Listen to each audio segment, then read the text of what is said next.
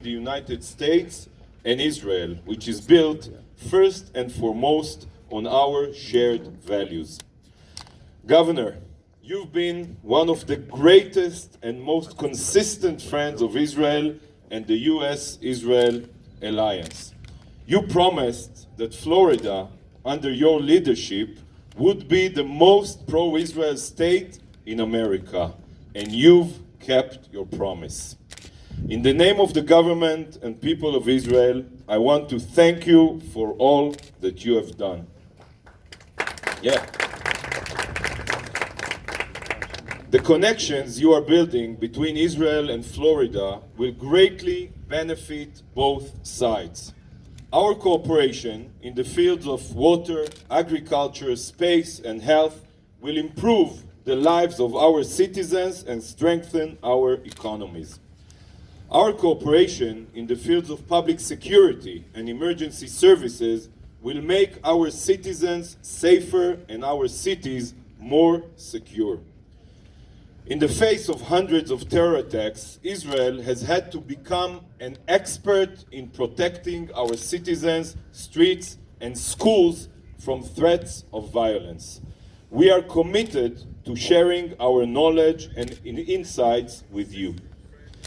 Governor, we deeply appreciate the steps that you've taken to counter all forms of anti-Semitism, including the new anti-Semitism, the BDS campaign, which demonizes and boycotts the Jewish state exactly as in the past anti-Semites demonized and boycotted Jews. Your new groundbreaking legislation against anti-Semitism and your steps to counter Airbnb's boycott are tremendous examples of moral leadership. These steps should serve as a guiding light for leaders around the world. I call on all governments to enact legislation that penalizes all forms of anti-Semitic hate. BDS not only encourages anti-Semitism, we must understand that it undermines peace. A viable peace will only come from encouraging coexistence and cooperation between people. The industrial zones in Judea and Samaria provide a model for what coexistence can look like. As part of US peace efforts, I believe we should work to set up investment funds that will invest in joint industrial zones. This should be one of the central ideas on the table at the upcoming economic workshop in Bahrain. Experience has shown that the best way to promote true peace between peoples is through bottom-up approach, by building connections between ordinary people who live and work together. Peace will not come only through complex treaties, but by building bridges between people at the same time. I know that from here you are going to hold a cabinet meeting in the US Embassy in Jerusalem. Only a few years ago, it was hard to believe that the US Embassy would ever move to Jerusalem. And now it happened. And only a few years ago, it was hard to imagine that the US would recognize our sovereignty over the Golan Heights. And now it happened. We are deeply, you deserve it. They deserve it. We are deeply thankful to President Trump, to the US administration, to Congress, and to you for being a tireless advocate of these moves. Today, it is hard for many people to imagine that the US will one day recognize our sovereignty over the Jewish communities in Judea and Samaria. But I believe that that day will come, because it is the right thing to do historically and morally. Just as we know that there is no difference between boycotts against Jewish products from Tel Aviv or from Judea and Samaria, there should be no difference between Israeli sovereignty in Tel Aviv and in the Jewish communities of Judea and Samaria. These communities will remain a part of Israel in any future agreement. Peace cannot be based on uprooting people, Arabs or Jews, from their homes. And there is no reason not to apply Israeli civil law to these areas today. Governor, unfortunately, the greatest obstacle to peace in the region is still the continued Palestinian incitement against Israel and payments to terrorists by President Abbas and the Palestinian Authority. Abbas has declared that even if the Palestinian Authority had only 1 cent left in its budget, it would spend it on salaries to terrorists. As public security minister, I've seen how PA terrorist salaries and incitement lead directly to terror attacks. We must examine using counter-terror legislation to sanction Palestinian leaders for providing financial and material support to terror. Governor Sntis, my dear friend, our dear friend, while the Palestinian leadership continues to promote incitement, hate, and boycotts, we, together with you, will strive to build bridges and develop the cooperation that will move us towards a real peace that we all seek. So once again, welcome, and I look forward to working together. Thank you very much.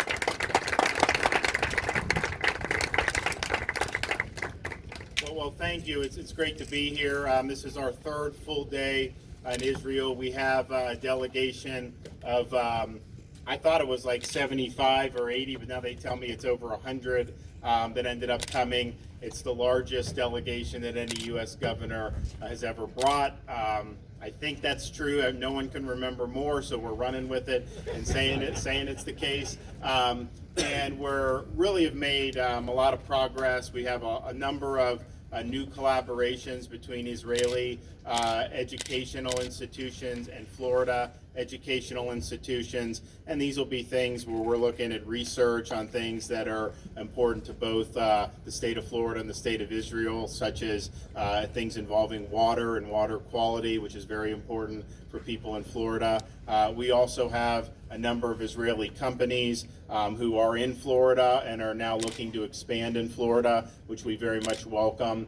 And I think that we've been able to deliver a message to folks here in Israel, because you will not find a place anywhere else in the world where there's more innovation per capita than the state of Israel. But you also need to get those ideas out to market and make those financially successful. And I think Florida is a great place to launch some of these efforts, partially because we're very business friendly. We have low taxes. We have a very stable and fiscally conservative budget, reasonable regulation. But we're also a very pro-Israel state. And that's a very diverse state. But yet from the southeastern part in Miami all the way up to the Panhandle, which is probably like 600 miles if you drove it, they're all pro-Israel. And I think that's reflected in the policy of Florida. I think that's why we have a legislature that has enacted very strong anti-BDS legislation. I think that's why we have a legislature that has put this anti-Semitism bill on my desk, which I'm going to sign later this afternoon in Jerusalem. And I think it's why, the Florida cabinet is going to hold a meeting in Jerusalem. And so people in Israel should know that, we really value the relationship. Florida is a good place economically, but it's also a place that really appreciates the relationship. And look, I think the United States as a whole is very pro-Israel, but we have our problem spots too. But I think Florida has been really, really strong. Now, one of the reasons we wanted to come here is because we were fighting this BDS effort on behalf of Airbnb. As you recall, and I think it was the end of last year, they announced that they were going to target Israeli Jews in Judea and Samaria for disfavored treatment. That triggered our anti-BDS legislation in Florida. So when I became governor, we immediately put Airbnb on the scrutinized companies list. That would have triggered a number of different penalties, particularly if Airbnb went public. We have a very big pension system, and that would have basically made them persona non grata for us to invest in. So we took action early. We were the first state to do so. Other states started making noise and started taking action. And so I'm pleased to say that, as we're here today, Airbnb has reversed the policy. And in Florida, we welcome engagement with Israelis of all stripes. We are not going to discriminate against some Israelis or other Israelis. And if people discriminate either against Israel as a whole or try to find certain segments of Israel to discriminate against commercially, we view that as triggering our anti-BDS legislation, and we will take action accordingly. So I'm glad that has been addressed satisfactorily, and I really think that had we not done what we had done, I think other companies would have followed Airbnb's lead. And so the fact that we successfully beat this effort back, I think that's going to cause anyone else thinking maybe go down the road and let's target. And here's the thing that really frustrates me about BDS. This is such selective engagement here. I mean, you have people who would be willing to trade with Iran, the leading state sponsor of terrorism in the world, some of the worst regimes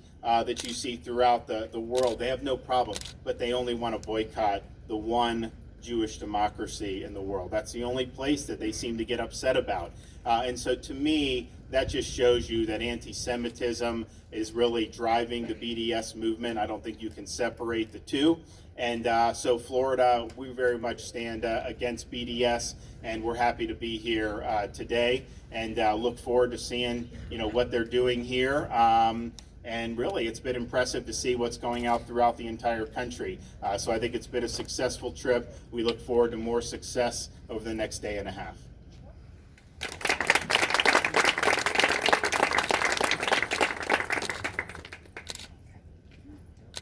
Questions? Sure. Okay. Governor, first of all, Ariel Kahana from Israel Ayom. Thanks for coming here. Israel Today. Okay. Continuing to what you said, and Minister Ardan has said as well, if you can clarify what is the message of you as governor with his entire cabinet coming here over the green line to what people are calling settlement. What is the message you wanna send by coming here, and specifically about the idea of applying Israeli law over the Israeli communities here? Do you support such a move, maybe by the administration? With the peace plan, after the peace plan, should the U.S. support applying of Israeli law over the Israeli communities here? So our message is simple. We value the relationship with Israel. We are not going to discriminate amongst Israelis, and we want people from Judea and Samaria to come and be tourists in Florida, just like we want people from Tel Aviv to come. We would like to have business relationships in all areas of Israel. So we're open for business, and you're not going to see any of the types of discriminatory behavior coming out of Florida's government like you have in some of these other areas. Sanders, ROI24 News. On the topic of BDS, what is the plan going forward for combating BDS in America without turning support for Israel into a partisan issue, particularly with the growing rise of the progressive wing of the Democratic Party, which is a lot more favorable or receptive to the BDS message than any Democrats in the past?